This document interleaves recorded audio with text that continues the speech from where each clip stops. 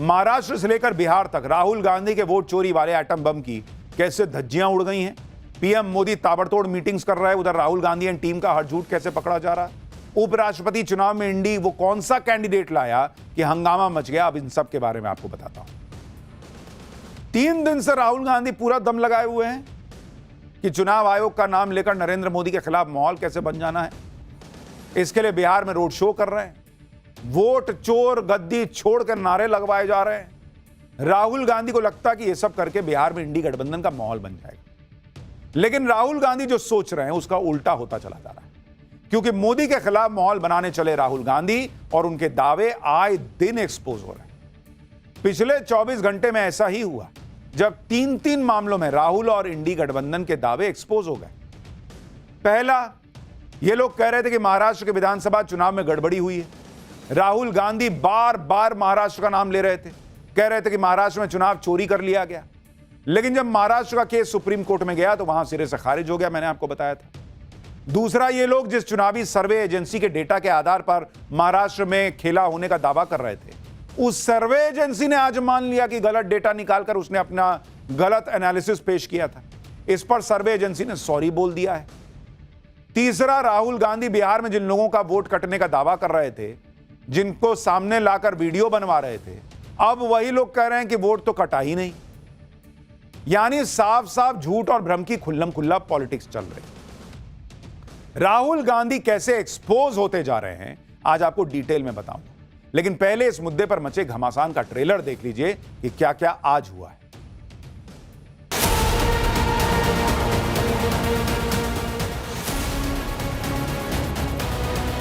गठबंधन की सरकार होगी, फिर हम आप तीनों को देखेंगे। राहुल गांधी जी को प्रधानमंत्री हम लोग बनाने का काम करेंगे। सर्वोच्च न्यायालय ने जो निर्णय दिया है वो हमें मंजूर नहीं है। इन चीजों में नहीं पड़ना चाहिए।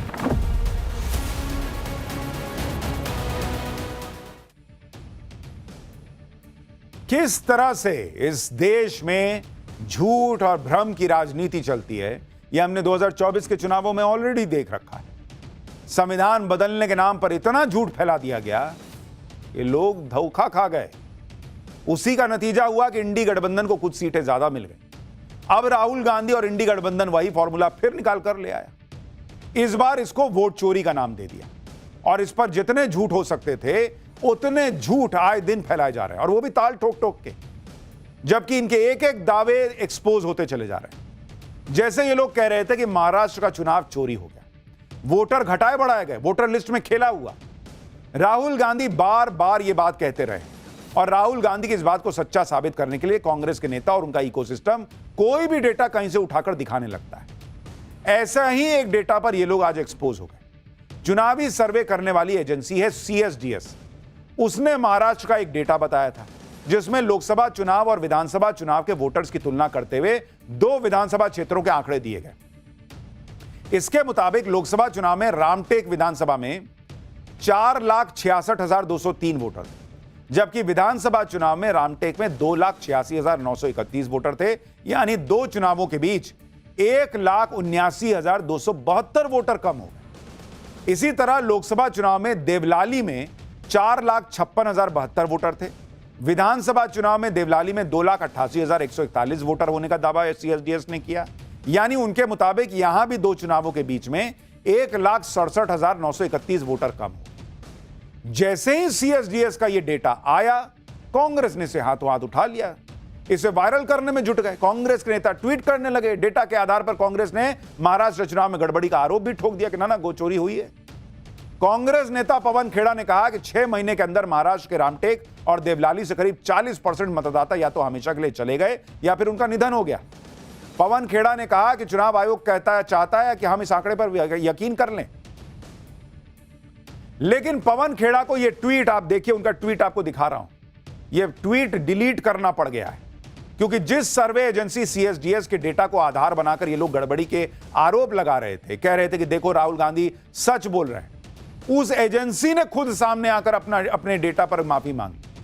सर्वे एजेंसी CSDS ने कहा कि महाराष्ट्र चुनावों के संबंध में पोस्ट किए गए ट्वीट के लिए तहे दिल से माफी चाहते हैं। 2024 के लोकसभा और 2024 के विधानसभा चुनावों के आंकड़ों की तुलना करते समय गलती हो गई। दिए गए आंकड़ों को हमारी डेटा टीम ने गलत पढ़ा। ट्वीट को अब हटा दिया गया है। हमारा किसी भी प्रकार की गलत सूचना फैलाने का कोई इरादा नहीं था। अब सवाल एक बेसिक सा यह है कि पिछले साल करीब अक्टूबर में महाराष्ट्र में चुनाव हुआ, अभी हम अगस्त के महीने में, इनको 10 महीना ऑलमोस्ट लग गया यह समझने में कि इनकी टीम से डेटा समझने में गलती हुई है। सीएसडीएस को 10 महीना लग गया।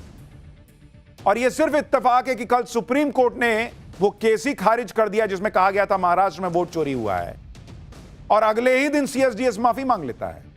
10 महीना में इनको माफी मांगने का नहीं सूझा। सुप्रीम कोर्ट का फैसला आया, अगले दिन माफी मांग ली है कि हमसे गलती हो गई थी। जैसे ही सीएसडीएस ने अपने गलत डेटा के लिए माफी मांगी, कांग्रेस नेता पवन खेड़ा ने धीरे से ट्वीट डिलीट कर दिया। अब आप सोचिए किस तरह की राजनीति हो रही है। पवन खेड़ा ने कोई माफी नहीं मांगी, सीधा ट्वीट डिलीट मार दिया। बीजेपी ने आज इसी पर कांग्रेस की जमकर क्लास लगा दी। सुनिए बीजेपी प्रवक्ता। कांग्रेस के नेता पवन खेड़ा इस पे ट्वीट करते हैं, फिर डिलीट करते हैं। राहुल गांधी के बेबुनियाद आरोप भी सीएसडीएस के डेटा पे आधारित हैं।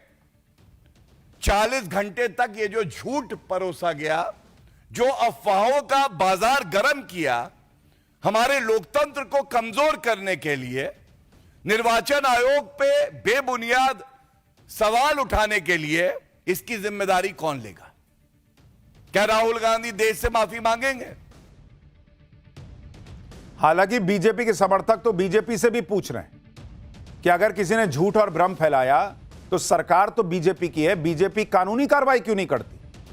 खाली प्रेस कॉन्फ्रेंस कर करके माफी कब मांगेंगे, ये देखिए गलती कर दी, वो गलती कर दी, यही बोलते रहेंगे। जिस रामटेक विधानसभा से हारने के बाद कांग्रेस और इंडी गठबंधन सवाल उठा रहा था और सीएसडीएस के डेटा के आधार पर 40% वोट कटने का आरोप लगा रहा था, उसकी सच्चाई भी आपको बताता हूं। महाराष्ट्र विधानसभा चुनाव में कांग्रेस शिवसेना उद्धव गुट का गठबंधन था। रामटेक सीट से कांग्रेस खुद लड़ना चाहती थी, लेकिन यह सीट शिवसेना उद्धव गुट को मिल गई, जिसके बाद गठबंधन में कलह हो गई। कांग्रेस के दो नेताओं राजेंद्र मुलक और चंद्रपाल चौकसी ने निर्दलीय लड़ने का ऐलान किया। राजेंद्र मुलक महाराष्ट्र में कांग्रेस की सरकार के दौरान मंत्री रह चुके थे, वो कांग्रेस के बड़े नेता माने जाते हैं। जबकि चंद्रपाल चौकसी 2004 में कांग्रेस के टिकट से रामटेक से विधानसभा चुनाव लड़ चुके। कांग्रेस के दोनों नेताओं के निर्दलीय लड़ने से रामटेक में वोट बढ़ गए और यह सीट एकनाथ शिंदे की शिवसेना जीत गई। शिंदे शिवसेना को 1,07,967 वोट मिले। दूसरे नंबर पर राजेंद्र मुलक को 81,412 वोट मिले। तीसरे नंबर पर शिवसेना उद्धव गुट को 5,501 वोट मिले और चौथे नंबर पर चंद्रपाल चौकसी को 3,254 वोट मिले। यानी अगर गठबंधन में कलह न होती और कांग्रेस अपने बागी नेताओं को समझा लेती तो यह हाल नहीं होता, लेकिन ये लोग तो वोट चोरी तक पे चले गए और इंडी गठबंधन यहां से चुनाव जीत सकता था, लेकिन हार गया।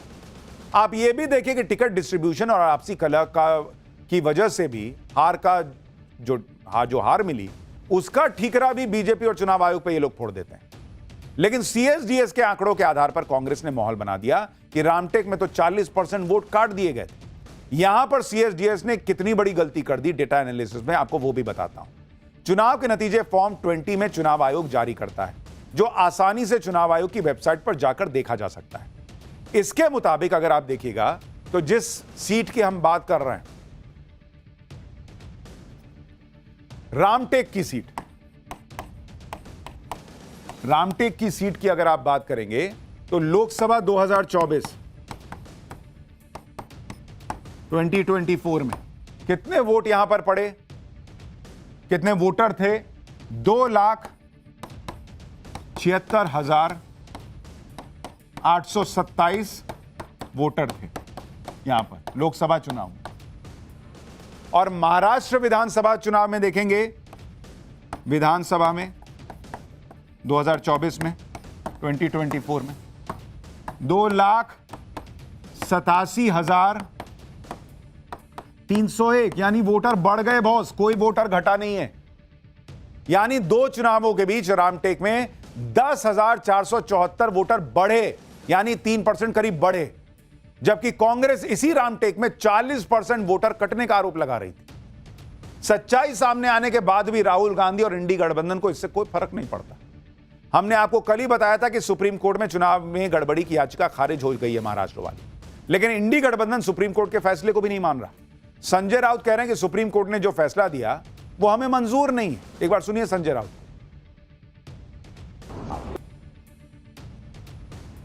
ये लोग सुप्रीम कोर्ट के फैसले पर विश्वास नहीं, लोकतंत्र में जनता के फैसले पर विश्वास नहीं करते। बॉस, आपको नहीं मानना है मत मानिए। अगर आपकी सीटें नहीं आ रही हैं तो अपने अंदर झांकने के बजाय तुम गलत तुम गलत तुम गलत बोलने से क्या हो जाएगा। एक तरफ तो ये सुप्रीम कोर्ट को नहीं मान रहे, दूसरी तरफ चुनाव आयोग को धमकी दे रहे। राहुल गांधी ने कहा कि चुनाव आयोग जो कर रहा है उसका हिसाब होगा, जब इंडी गठबंधन की सरकार बनेगी तो चुनाव आयुक्तों को हम देख लेंगे। देखिए एक बार जरा सुनिए राहुल गांधी क्या कह रहे हैं। अब आप अच्छी तरह सुनिए, और ये जो इलेक्शन कमीशन बैठे हैं, इलेक्शन कमिश्नर बैठे हैं, इन तीनों से मैं कह रहा हूं, आप एक बात समझ लो, मोदी जी की सरकार है वो सब ठीक है, लेकिन लक्ष्मी जी ने कहा आपने बीजेपी की मेंबरशिप ले रखी है, आप बीजेपी के लिए काम कर रहे हो, मगर एक बात समझ लो, एक दिन ऐसा आएगा जब यहाँ पे बिहार में और दिल्ली में इंडिया गठबंधन की सरकार होगी, फिर हम आप तीनों को देखेंगे, कार्रवाई आपके खिलाफ करेंगे, और पूरा देश जिससे आपने चोरी की है। कई लोग तो यह भी पूछ रहे हैं सोशल मीडिया पे कि जो आदमी प्रधानमंत्री है भी नहीं वो अभी से धमका रहा है कि भाई मैं आऊंगा अगर सत्ता में तो मैं तीनों को देख लूंगा, चुनाव आयुक्त को देख लूंगा, इनको देख लूंगा, उनको देख लूंगा। और जो व्यक्ति अभी प्रधानमंत्री है वो कुछ क्यों नहीं करते। झूठ और भ्रम जो फैलाया जा रहा है उसको लेके क्या एक्शन हो रहा है। लेकिन अब इन लोगों को यही लगता है कि झूठ और भ्रम की इस राजनीति से ही सत्ता तक पहुंचा जा सकता है। तेजस्वी यादव ने आज कहा कि अगले लोकसभा चुनाव में राहुल गांधी को प्रधानमंत्री बनाएंगे। यानी माहौल तो खूब बनाया जा रहा है, लेकिन जिसे मुद्दा बनाकर माहौल बनाया जा रहा है वो मुद्दा इनका एक्सपोज होता चला जा रहा है। बिहार में अपनी यात्रा के दौरान राहुल गांधी उन लोगों से मिल रहे हैं जिनके बारे में दावा किया जा रहा है कि ये इनके नाम वोटर लिस्ट से काट दिए गए। औरंगाबाद में राहुल गांधी ने ऐसी ही एक महिला वोटर रंजू देवी से मुलाकात की थी। ये रंजू देवी ने राहुल गांधी और तेजस्वी यादव से कहा था कि उनके परिवार के 6 लोगों के नाम वोटर लिस्ट से काट दिए गए। एक बार रंजू देवी को सुन लीजिए, कल उन्होंने क्या कहा था, फिर इस पूरे मामले पर आज रंजू देवी ने क्या खुलासा किया है वो दिखाता हूं। वोटर लिस्ट में हमारे घर के परिवार के 6 को के नाम कट गया है। आप पहले थे उस पे? जी पहले थे। ये नया वाला जो बना लिस्ट उसमें नहीं आया है। आपने कितनी बार वोट दिया है? मतलब कितने चुनाव में आपने वोट दिया है? हम दिए हैं सर 4-5 बार। 4-5 वोट दिए। जिन रंजू देवी से राहुल गांधी ने मुलाकात की थी और वोटर लिस्ट से नाम कटने का आरोप लगा था, उसकी सच्चाई तो कुछ और ही निकली। खुद रंजू देवी ने सामने आकर सच्चाई बताई। रंजू देवी के मुताबिक गांव के वार्ड मेंबर और सचिव उनके पास आए, वोटर लिस्ट दिखाते हुए कहा कि आपके परिवार के 6 लोगों के नाम काट दिए गए। फिर कहा कि राहुल और तेजस्वी के पास चलिए, उनसे कहो कि नाम काट दिया है तो राहुल गांधी और तेजस्वी नाम जुड़वा देंगे। यानी पूरा मामला सेट करके बनाया गया था। बताइए, रंजू देवी खुद बता रही हैं कि कैसे बिहार की मासूम जनता को बरगला के, और वहां जो फोटो अब चल रहा था उसमें बाइट ले ली गई कि भाई मेरे तो 6 लोगों का नाम नहीं, और इसके आधार पर वोट चोरी का माहौल बन रहा है। राहुल गांधी के आरोपों का फैक्ट चेक खुद रंजू देवी ने कर दिया। रंजू देवी कह रही हैं कि वो गांव की औरत है, जो बोलने के लिए बोला गया बोल दी, उतना नहीं समझी कि क्या तिकड़म ये लोग कर रहे हैं। राहुल गांधी की वोटर अधिकार यात्रा को लेकर बिहार में लोग कितने गंभीर हैं ये अब सामने आने लगा है। कांग्रेस दावा कर रही है कि बिहार में राहुल गांधी की यात्रा में भारी भीड़ आ रही, लोग राहुल गांधी को सुनने के लिए बेताब हुए जा रहे हैं। पुदुचेरी कांग्रेस ने एक तस्वीर शेयर करके दावा किया कि राहुल गांधी की यात्रा में हजारों की भीड़ आ रही। यहां भी कांग्रेस ने गड़बड़ कर दी। पुडुचेरी कांग्रेस ने जो तस्वीर शेयर की वो इसी साल महाराष्ट्र में हुई बैलों की रेस की थी। यानी कांग्रेस को अब बैलों की रेस में आई भीड़ का वीडियो तस्वीर शेयर करने के लिए करके, और राहुल गांधी की रैली में भीड़ आ रही है, माहौल बनाना पड़ रहा है। दावा किया जा रहा है कि राहुल की यात्रा को वैसा रिस्पांस नहीं मिल रहा जैसा उम्मीद की जा रही। ये तस्वीरें कल औरंगाबाद की हैं, जहां खाली सड़क से राहुल गांधी का काफिला गुजर रहा था। यह भी दिखा था, कहीं भीड़ है कहीं नहीं भी है। बिहार चुनाव में राहुल गांधी लेकिन लगे हुए हैं।